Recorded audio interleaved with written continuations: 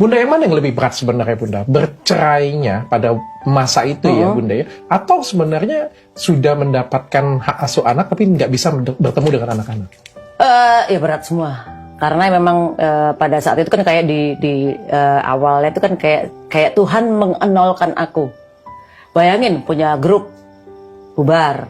Padahal grup lagi menyalanya nih ya kan, di waktu itu di era itu kan lagi meledak-meledaknya iklan banyak ya kan, kita udah kayak yang kayak grup 2 yang paling sukses hari itu gitu kan. Terus kemudian suami harus hilang ya kan. Habis itu berikutnya aku juga harus keluar dari rumah ya kan. Nggak ada harta ya kan. Kemudian anak juga nggak ada gitu kan. Jadi kayak dinolin. Kemelekatan yang aku dilatih sama Tuhan hari itu, melepaskan kemelekatan apa yang kita miliki.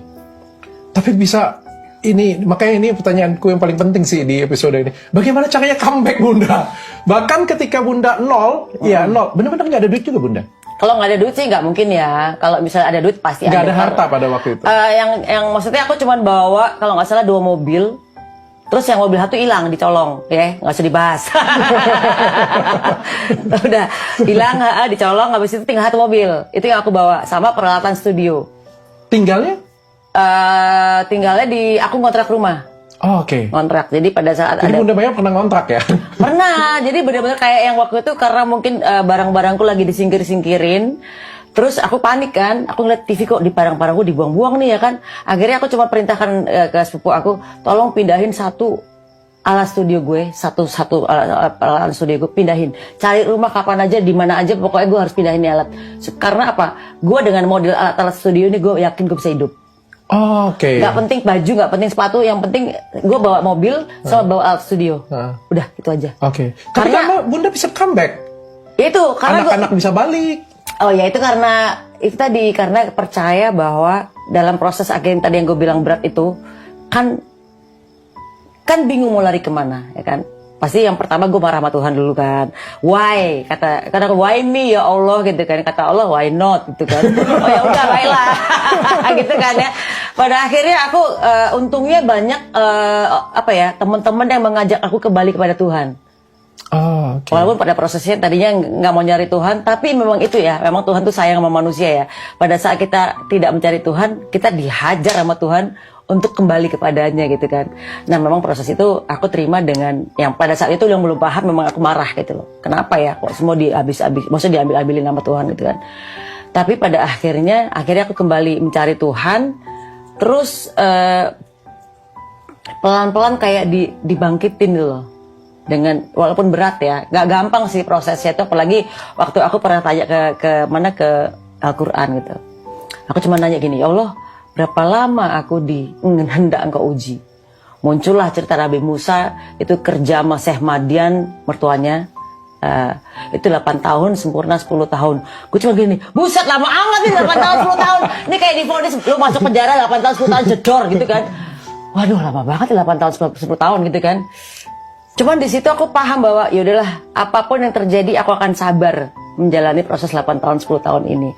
Untungnya udah dikasih clue-clue sama Tuhan. Jadi misalnya aku tanya, ini aku mesti gimana ya Allah? Paling cuman bersabarlah. Para waliku tidak ada yang bersedih hati. Gitulah. Jadi aku selalu dikuat-kuatkan dengan ayat-ayatnya gitu. Sampai gue ikut misalnya, gue tuh saking mencari Tuhan ya. Kayak semua kitab gue pelajarin gitu loh. Nggak semua kitab sih. Kitab-kitab yang menurut Al-Quran tuh inti. Kayak misalnya kitab Injil, kitab Al-Quran, kitab Taurat. Itu gue pelajarin semua. Saking gue mencari Tuhan nih. Justru dari masalah itu mendekatkan Bunda ke Tuhan ya jadinya. Ke kitab-kitab belajar nih gitu kan. Pokoknya satu gue buang-buang waktunya gue kerja. Dengan alat studio yang tadi gue bawa nih. Gue kerja. Tapi gue dapet duit dari situ, ya kan, dari musik gitu kan ibaratnya. Gue bisa bikin lagi Duo Maya, meledak lagi, platinum lagi ya kan. Misalnya Ratu, gue dapet platinum. Ratu yang pertama era Pingkan dapet platinum. Ratu yang kedua era Mulan dapet platinum juga.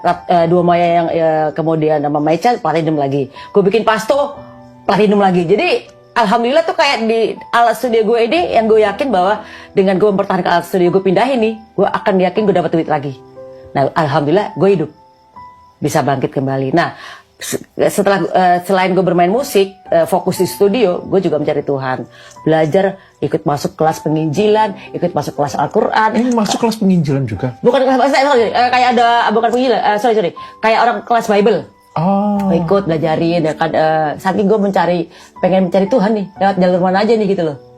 Itu gue sampai alamin itu.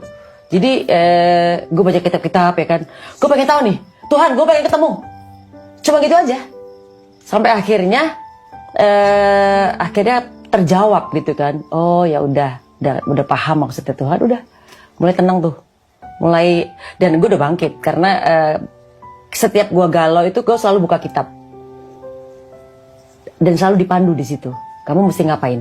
Jadi kayak kita sendirian di bumi, tapi kita dipandu dengan kitabnya gitu loh. Jadi akhirnya kita nggak nyasar gitu.